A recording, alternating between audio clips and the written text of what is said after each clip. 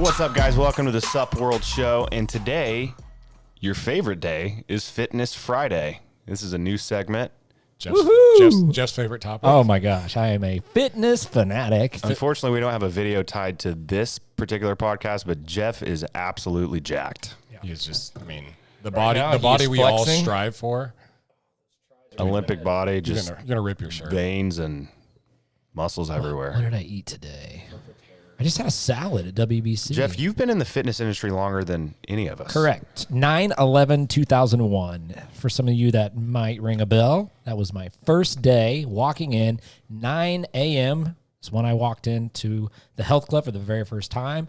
Everyone's watching the big screen. I'm like, what the heck's going on? I'm here to work. People are watching a plane crash into the building. And yeah, so anyhow, I've been 24, whatever that, I don't even know what that is, 22 years. Do you feel like being in the fitness industry kind of like ruins your passion or kind of lowers your passion and motivation a little bit for fitness? I think it definitely can. I mean, there's been times when this is what you do all the time, you're like, God, dude. Well, the worst is when I was working at a gym. When Jeff and I worked at a health club, I actually went to a different health club to work out. I mean, they worked you so many hours. You're at the health club for 10 to 12 hours in a day anyways. The last thing you wanted to do is stay for another hour, come in an hour early. Yeah, the longest running managers that worked with me, they didn't work out much. I think I was as consistent as any of them, but I'd still go 2-3 months sometimes, and then I'd go 8 months on and 3-4 months off. Because the gym and fitness in itself is a great tool, and it's a great kind of escape when it is an escape. But when you're in it, when you're in the industry, it's not an escape. No. You're just...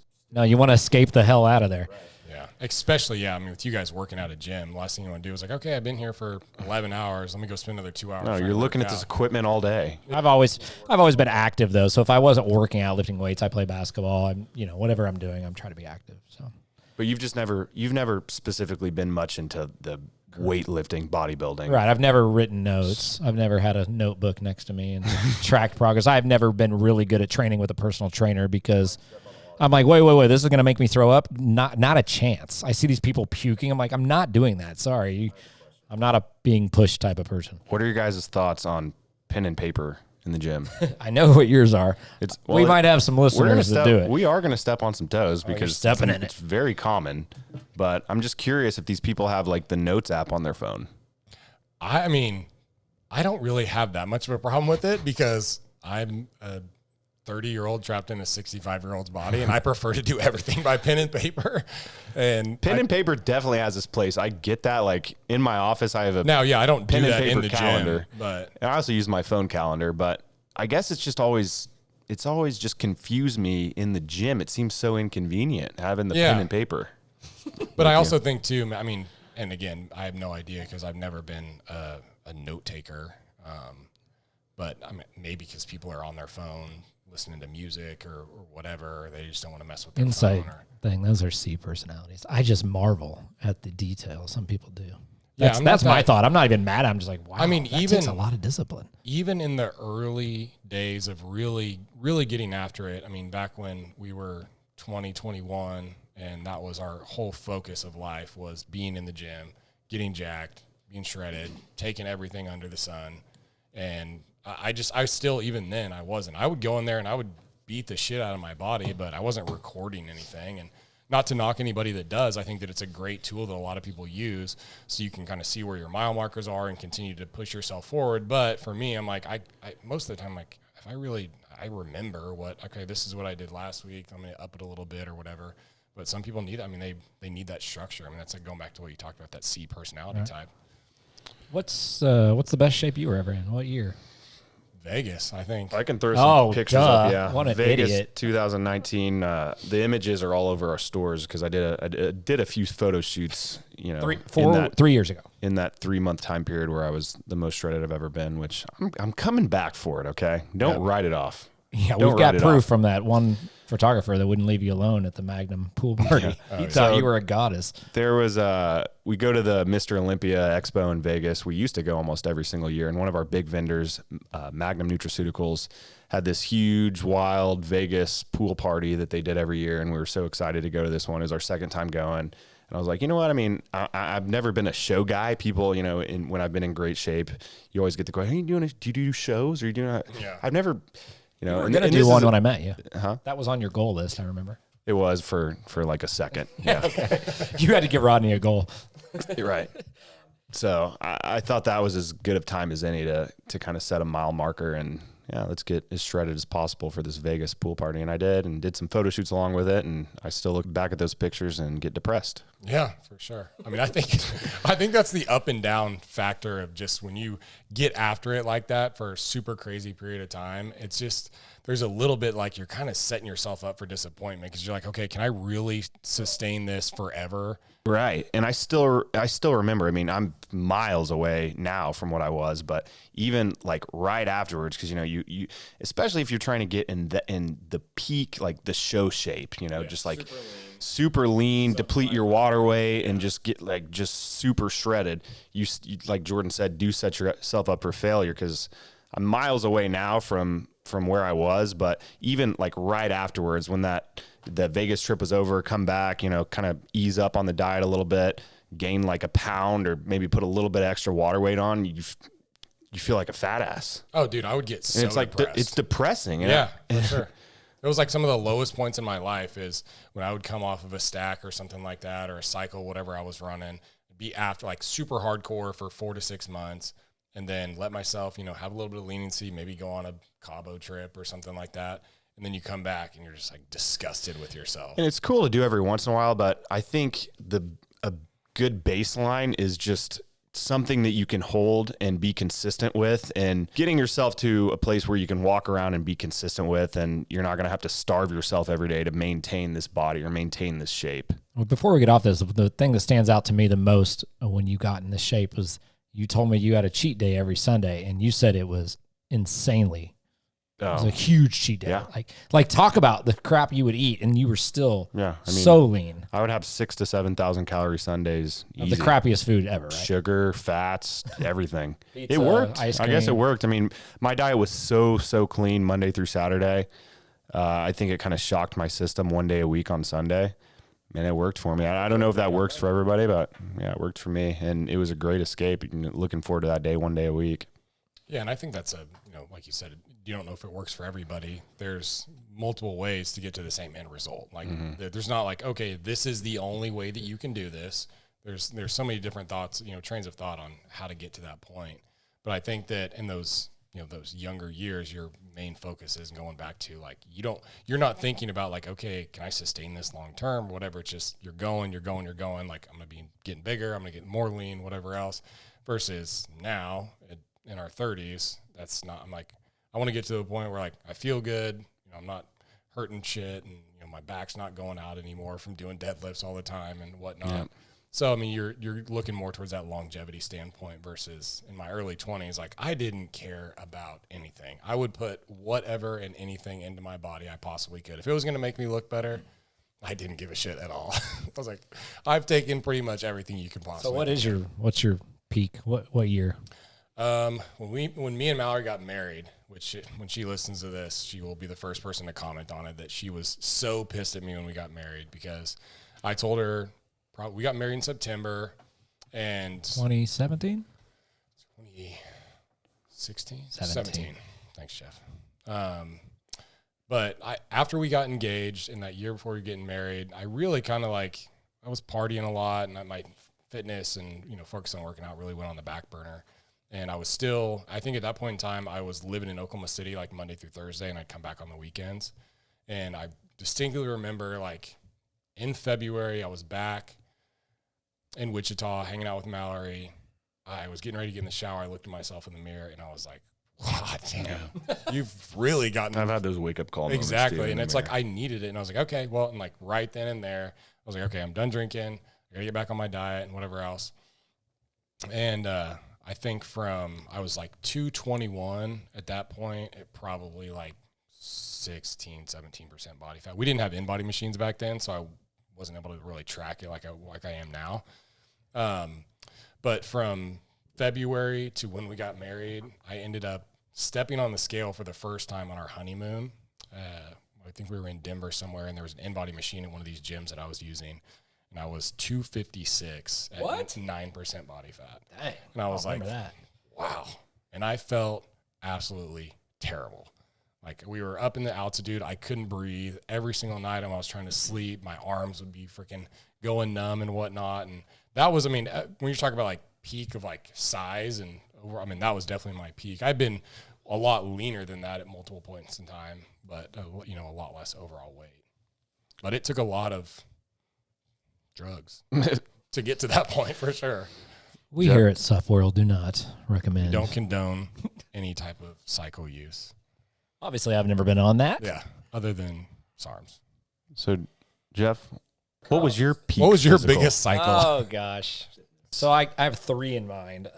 When you met me, I think right before we started Supplement World, I was like, I should probably try to look the part a little bit more than I have been. So I remember doing like the no carb or like pretty really low carb. And Dustin's like, what are you doing? You're like 150 pounds, man. You should eat carbs. But I do remember getting in pretty good shape. I'd say I was probably at 11, 12% body fat at that point.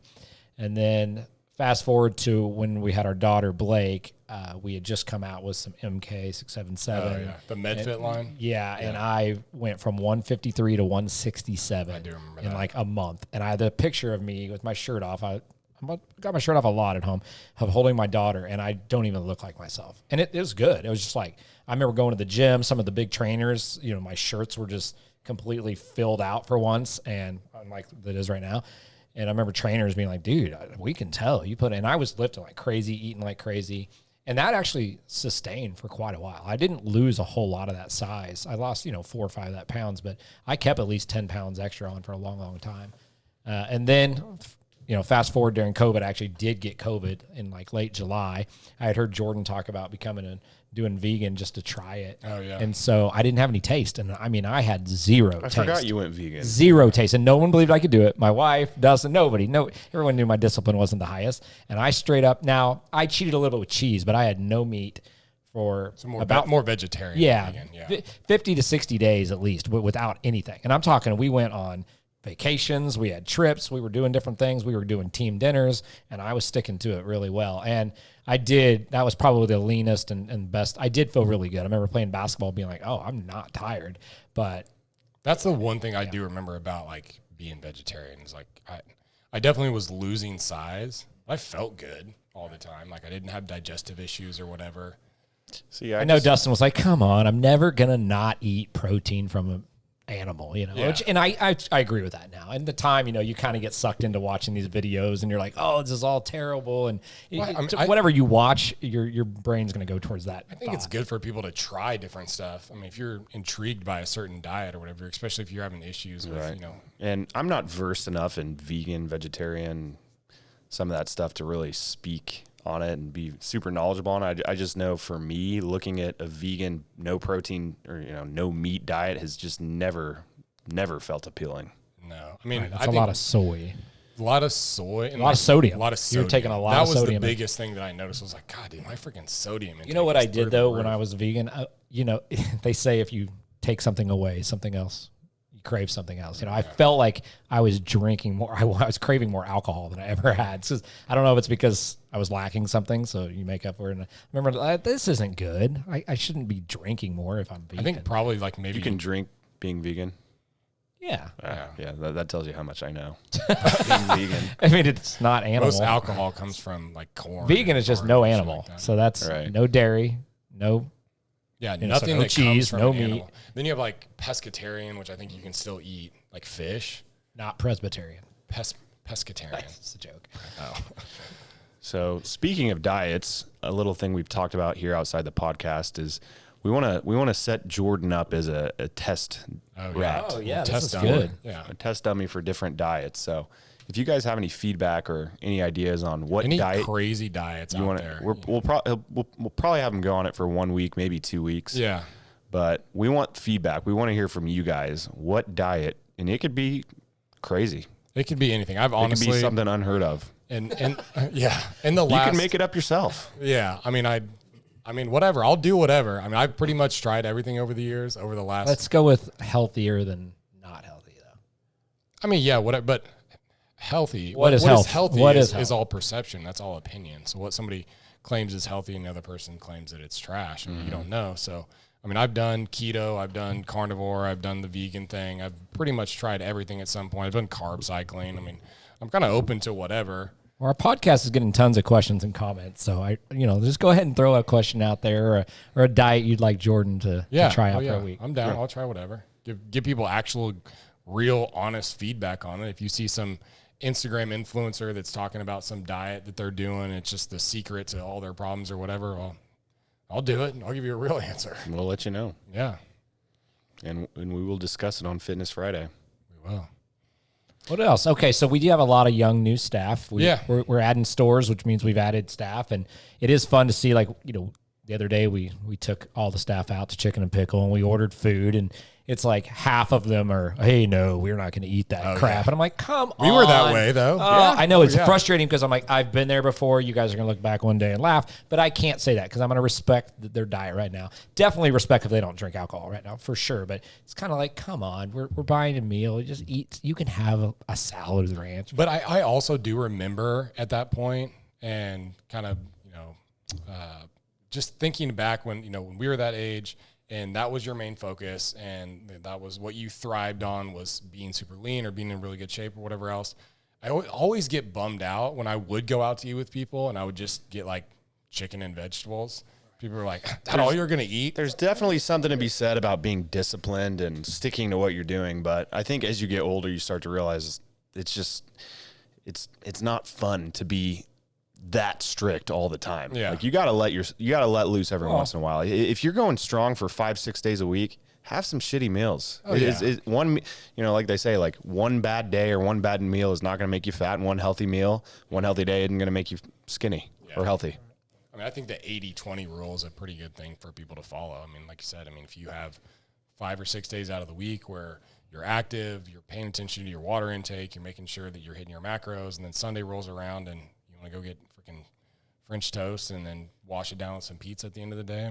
What drives me nuts is we've seen it, and we've had some workforce before that they will not break their diet, and they bring their meals, and they're super, super structured and perfect with their diet, and they will not do anything else, but yet they're miserable, they're unhealthy because of other stuff they're doing, and they're not sleeping right, and they're angry, and I'm like, that's not healthy. I don't get it. That's not healthy. Yeah, that brings up a good point. Like, there's a big common misconception of people that compete and show, like, the diet and the things that you have to do to your body to get to like peak readiness of competing in the show. It's not healthy. It's not healthy. Like, it's not a healthy thing to completely deplete your body. And again, there's probably people who are going to listen to this and be like, this guy's a total idiot, but whatever. This is my opinion, and this is my podcast. You've done a show, though. No, you've done that before. My wife did a show before, right as I met her. And to go and lose a bunch of weight and get in that peak week, and then all of a sudden within a few months you're pregnant, and then 9 months later you have a baby, and then it does a toll, especially to women. And some of these diets I've seen, I've heard, there's all these different coaches and everything out there. And you'll hear one say that that's terrible and the next say that's the way to do it. But it's like, no, you're putting your body through extreme. And with women, with hormones and everything, you got to be very careful. And I think there's definitely I don't want to say a right way to do it, but I think there's a better way of doing it. What it absolutely always drives me crazy is you see these people compete in shows, and then 6 months later, they go from like 7% body fat to 30. They're like, oh, it's bulking season. It's like, dude, you're just fat now. Like, you just got fat. Like, you got lazy with your diet, doing this whole dirty bulk thing and whatever else. I always followed the rule of Jay Cutler, which his deal was like, he preached that, if you're going above 12 to 14% body fat in your off season, like, you're not really building solid muscle.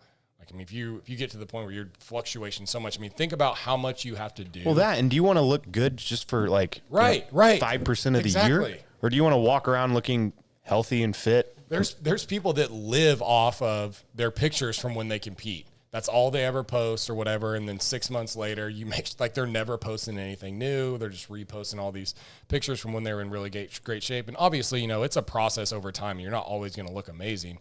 But that's one thing that just has always killed me. And, I hope that there's people listening to this that understand that's like, dude, building muscle takes a lot of time. Like years and years of consistent, like being in the gym, eating the right stuff, making sure you're tweaking your overall calorie intake and changing your macros as you start to put on weight. But the whole concept, and I hear it way less than I used to, but the whole concept of like the dirty bulking thing and like, people telling just eat as much as you can, whatever you can get your hands on, just eat it. Just eat it. I'm like, I don't know. I don't think that's right. It sounds good. Right. I mean, I would love that. Yeah. Gain muscle. Just eat anything every time, whenever you want. Unfortunately, you're going to get fat. Well, and again, it's the concept of like, yes, you will put on weight. And if you're training super hard and you're going to add some muscle too. You're going to add some muscle. But think about how much it's going to take, how much cardio, how strict your diet's going to be to deplete yourself to get rid of that fat. And guess what you're going to do when you're depleting that and doing all that cardio to get rid of that fat? You're going to lose some muscle. You're going to lose some of that muscle back too. So probably is a wash, right? Right. And that's why, I think that, at the end of a year, a guy that stays relatively lean and maybe puts on a pound of 2 of, overall weight or solid muscle, whatever, at the end of that year. And then the guy that puts on 30 pounds in his bulk and then gets back down and he's up a pound or 2 of solid muscle. Well, I'd much rather be the former than the latter, because at least I looked somewhat good for the entire year versus going through that stage where you just look. Do you think some of that may have to do with people feeling like they're getting more results and they're doing more because they're just adding more of this weight and it's feeling like they're making more progress, even though it's mostly fat? Yeah, I think so. I think that feeling of like stepping on the scale and seeing the number goes up, which if that's what motivates you, dude, do your thing, whatever. Like I said, there's more than one way to get to the end result here, but I just don't think it's the healthiest way. And if you think about it from an internal standpoint of what that weight fluctuation is doing to your body, the damage it's doing on your heart and your joints and everything, to go up 30 pounds, then down 30 pounds, then up 30 pounds and back and forth. You can't logically explain from a health standpoint that like that is the healthiest way to do it. So who was one of your fitness inspirations? What's somebody you looked up to in the industry? I've always been a big Jay Cutler guy. Ronnie Coleman, I loved like the hype videos. When I was really getting after it and training, like I never listened to music. I would always listen to like YouTube videos of like Ronnie in the gym and just hearing him screaming, and, Jay Cutler, and just kind of like like all this old clips of Arnold and everything, those, I can't think of the word. Compilation. Yeah. Compilation videos or whatever. And that was definitely what would keep me motivated. But from a standpoint of like what program, I guess, if you want to say, that I really paid attention to the most was Cutler. I definitely liked his, thought process of hypertrophy training. He never was in like the old school lifting, always doing these crazy deadlifts and stuff. And you can see that now, and obviously not to knock one of the gods, Ronnie Coleman, but looking at this guy who's now had 9-10 back surgeries. We saw him in Vegas and he couldn't walk. Versus, this was like 5 years ago. Versus Jay, who's just killing it. Like he still looks amazing. Yeah, Phil's a lot. Yeah, there's still these guys, and I think that goes back to that longevity standpoint that I always looked at, and I'm like, okay, cool. Like I want to do this, but I also don't want to completely destroy my body because I'm going to live for another 40 or 50 Phil Heath years. and Jay Cutler have both been on 2 different podcasts that I listened to just in the last couple months, and I was really intrigued by their stories. Phil was like a basketball player in college and worked at a Bally's health club. So, but one thing we learned about that industry, there's only, and those are the ones that made money. There is not many more that make a lot of money in that industry. No. It is, these people go do shows and spend thousands of dollars in prep. You are definitely doing it for yourself, and I totally think it's great, but it's one of the most expensive hobbies in the world. I have such I'm very opinionated on when it comes to shows. Yeah. I think the whole deal is the concept of, and not to knock people that are doing shows, but the way that the whole thing is structured, in the sense of, okay, I'm going to spend however much money training for the next year, and then I'm going to pay to do this show, and even if I win, I don't get my money back. Well, at the same time, who are the like majority? That's always been my thing. I'm like, give me my money back. I won. Who are the majority of people doing these shows, age-wise? Yeah, 18 to 25. Mid to early 20s, and 30 is late a teens. Senior, right? The Masters is over 30 or 35? 35, yeah. So we're talking about the majority being a group of people who aren't super financially stable and have all this money just to blow all this money in a fitness competition. But I also think now with social media and TikTok and whatever else, you can make a decent living. There's a lot of people like influencers and stuff that look absolutely amazing that never compete, that are making far more money than that's these where guys. the money's at. Right. The money's not in getting on stage, right? Yeah. So then what is still the motivation of doing these shows? I think for some people, it's getting in shape. Right, but you can get in shape without doing a show. Correct. They think it's going to hold them more accountable. I think that, when I did that show, you're exposing yourself on stage, though. You're going to do more than you would do without that's the thing. It's a motivate. It's just this milestone that I'm like, okay, well, I'm going to step on stage in front of a bunch of people with my shirt off or whatever. Kind of like an I did it thing. Well, an I did it thing, or just like something to keep you in check. Like, okay, like for me, it was, let me see if I can do this. Let me see how far I can push myself. How far can I push my body? How much am I really willing to do when it comes down to it? But I mean, outside of that, the moment I did that first, not that I did well in it at all. I was way too skinny. I went in at like 180 pounds. I'm 6'4", so I just look like a twig up there. Yeah, like Jess said, unfortunately, there's not some huge reward waiting for you, even if you absolutely kill it. Right. Right. That's always been my thing. You win, but you still lost because you lost all this money. Fascinating to me because obviously, I put on a basketball tournament now once a year, and I give out $10,000 to the winner. I'm thinking like, there's no show in the Midwest, and there's hundreds of bodybuilding shows that pays even 1,000. I don't think, right? It's dude. What was like a really eye opener for me? We should do it. That's what I was just thinking. How about we do one? $10,000. Well, dude, when we went to the Olympia the first time, and I'm gonna butcher what the payouts were. But I remember looking at the payouts for it was like second, a $250,000. fourth. Well, yeah, 100,000 per second maybe, or I don't remember what it was, but I think especially for it's like 200,000 for first. It used to be, if I recall. Yeah, maybe. But that's the best in the world. But again, that's men's. And again, I'm probably going to butcher this. That was men's bodybuilding. But think about all the other classes below. Now I'm thinking don't pay near as much. No, and I'm just sitting there thinking like, if you don't have sponsorship deals and big brands behind you and stuff like that, like even if you win, you're not even a millionaire. You spent years and years in your life to make $250,000. And you got to be the best in the world. Right. It's one of the toughest sports to make. And of course, there's probably a lot of other financial incentives that come along with that, with sponsors. Oh, if you're the best in the world, you're a millionaire. Yeah, for sure. I'm not going to say you're not. But if you compare... You can't be like 15th place. You can, like, so who's, in your opinion, like right now, who's the greatest football player that's playing right now? Tom Brady. Still. Well, he's the GOAT, for sure. How much money does he make every year? $50 million a year. Exactly. Probably 100 with nobody competing. And like Chris Bumstead, who's like now like 4 or 5 times Mr. Olympia, going to compete again this year. He ain't making $50 million a year. There's over 100 NBA players making $20 million a year or 30. Right. 100. Yeah, there's no. And I think that's. I definitely think that's a problem. It's not something that has a huge fan base. It's called, there's no TV money. It's there's a small niche industry. I mean, right.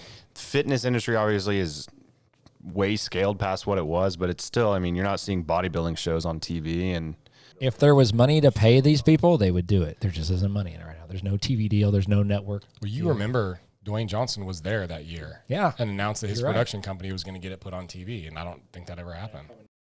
Well, we got plenty more Fridays to continue talking about fitness.